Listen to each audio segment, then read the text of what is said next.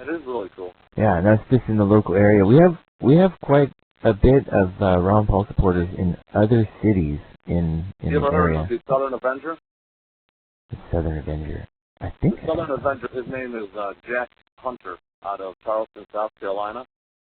And every time Ron Paul came to South Carolina, they had Jack Hunter introduce him. He has a lot of YouTube videos, and he is a really, really good guy.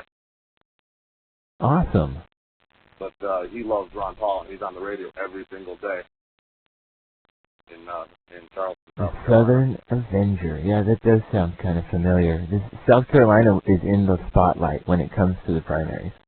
Yeah, I got to go to the campaign.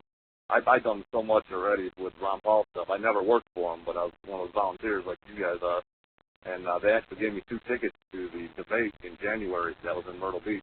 So instead of saying, that's awesome. Instead of saying you guys, though, you guys say, like the rest of us. Yeah. Yeah. See? But, one thing, I think the revolution would have done a lot better, or we will do a lot better, if we all had more money.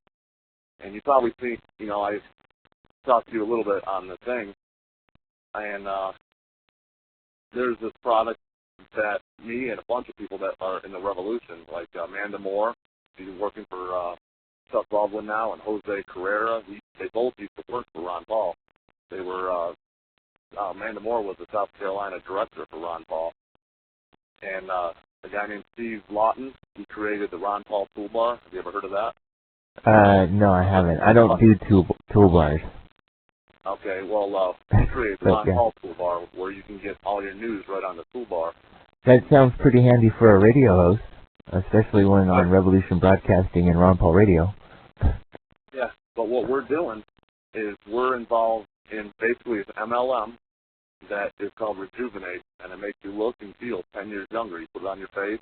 I'm only 32 years old, but I put it underneath my eyes, so I got big bags under my eyes, and it takes away the bags under my eyes, and it takes away the lines on your face. Well, where are you holding your tears, man? You must be bawling right now.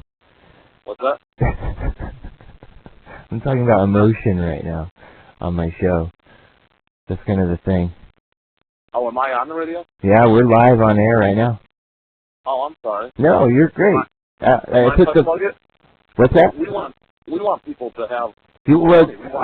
I wanted you to go ahead and talk about what you've been chatting about, because it's hard to distinguish who someone is when you're just some colors on a screen. So it helps to hear. It helps to hear like your background and what you've done in the movement, and who and hear the inflection in your voice, and really know that you're a person and not just like a standbot or something.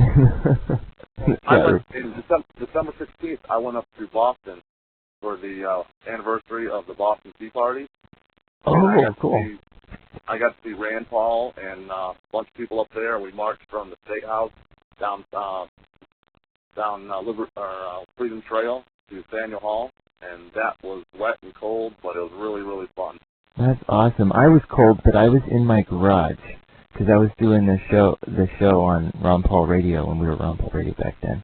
It was like it was my first week of doing the show, and our second week or something, and that weekend was crazy. We had hundreds and hundreds of listeners every day, and that was just, I was listening to it every day. That was awesome to see that ticker go up, Right. We were back in the day, you guys wanted to interview me because I was sending DVDs. I sent over 600 DVDs, Ron Paul DVDs, all over the country. Yeah, I think I remember seeing your YouTube video. I had YouTube videos all over. Yeah, and also the Ron Paul DVDs. That's what you're talking about. Yeah, the Ron Paul DVD. I said if you want a DVD, email me your address and I'll send you a DVD for free.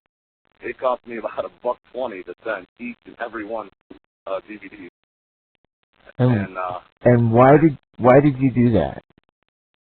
Well, a lot of people that are part of the revolution don't have much money, and I took about $6,000 of bonds that I had, and I paid for them myself. And some people did send me money a little bit afterward. I got somebody sent me a silver an ounce of silver. Does it have Ron Paul on it? No, it didn't Liberty have Ron dollar? Paul on it. Oh. I wish it was one of those. But I did it myself, and I thought, you know, I have a little bit, so I can spend a little bit, and it's for a good cause, and I want people to know about Ron Paul. I had this guy in Washington, in Spokane, Washington, that said if it wasn't for the Ron Paul DVD, he wouldn't have won his county. Ron Paul won Spokane, or around Spokane is what he said. There's awesome things happening in Spokane right now. It's if you want to look at any of this part of the revolution and look at where it's being successful, look in Spokane, Washington, and you'll get some great motivation. In fact, we may even play some of the audio later tonight of the battle at Spokane on the YouTube. Well, he said it was because of the DVD. He made a ton of copies, too. And I told people, if you take a DVD, I want you to either give it to somebody else if you can't make a copy, or make copies and give it to tons of people. And that's what he did. Yeah, and that's awesome. That's like, you know, I know what you're talking about. I know who you are now. You know? Yeah. That's awesome. Well, you know, you're right about, you know, seeing words on a screen, and, you know, my name is Brian Frank, that's purple, and I'm right, and it could be anybody, and people don't know me from Jack. I understand. Yeah, and even though we have maybe 100 listeners at any time, given time, there's only maybe 25, 30, 40 people in the chat room. Not everyone uses the chat room that listens to the show, but the people who are in the chat room are in there pretty much every day. Like, you know, just the people that you see in there, they're in there all the time because they're just dedicated to following where this movement has been going. So, Gordon, before you tell me about your product, where do you think? First off, who are you going to vote for? Or who would you argue that is the best vote at this point? Well, right now I'm leaning towards Chuck Baldwin. There's a few reasons, but I live in Gaffney, South Carolina, and I was pretty close with the Ron Paul campaign that was in Greenville, South Carolina, Columbia, and even Charleston. And what I did is I called the Greenville Ron Paul people, and I said, we need to get Chuck Baldwin. Well, we were having a dump meeting in where I live in Gaffney, South Carolina, 2 days from when I was calling them. I said, we need to get Chuck Baldwin here to speak for Ron Paul. They want Ron Paul, but Ron Paul can't make it. And the Greenville campaign, the Greenville Ron Paul people weren't helping me much. I called Amanda Moore in Charleston, and she got Chuck Baldwin to speak for Ron Paul. This is about January 10th, in 2 days' time, and we got it done like that. That's awesome. And so Chuck Baldwin really is a Ron Paul supporter, and somebody wrote on the thing that he was a Huckabee supporter, but that's totally wrong. Huckabee dropped out in February, and Chuck Baldwin's always been a Ron Paul supporter, and everybody loved him. The head of the Republican group in Cherokee County where I live said if Chuck Baldwin was running, I would vote for him. And now she has her wish, but she's still a Republican, so who knows what she's going to do. So Chuck Baldwin is running for president? As a Constitution Party. The Constitution Party. And so that brings me to something here. But now Amanda Moore and Jose Carrera, they both work for Ron Paul. Now they both work for Chuck Baldwin. Okay. South Carolina. Yeah. So the Constitution Party, what are the? I'm assuming it's for the Constitution, and you know. It's right up Ron Paul Valley. If Ron Paul didn't run Republican, he should run Constitution Party. And what?